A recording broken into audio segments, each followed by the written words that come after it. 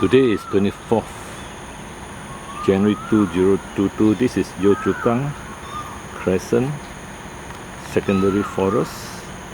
You can see there's a lot of grass cutting and pruning of the trees such that there's not much vegetation, and the wildflowers are almost depleted due to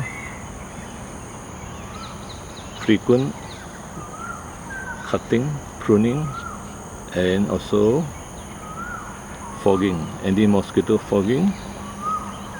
So there's not much left of the butterflies and moths. I shall stop now.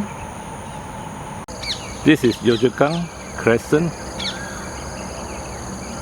and there is a Seletar Simpang Kiri river running along the road, and this river, according to the security guard, has a crocodile about 10 feet long.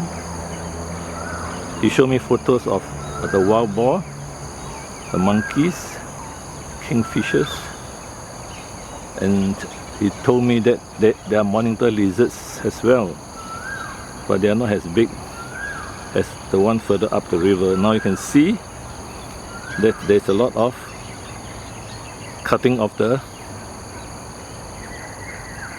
shrubs, and you have a big patch of grassy path which used to be 1/5 of the width during the COVID-19 pandemic.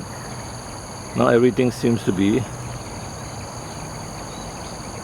trimmed, cut regularly, and there's mosquito fogging because there is the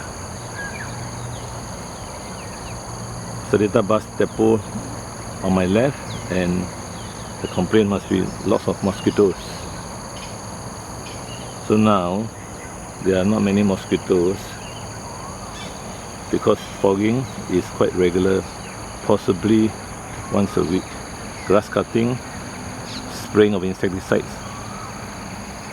So this results in much less wildlife, butterflies, moths, and even the lizards, oriental garden lizards.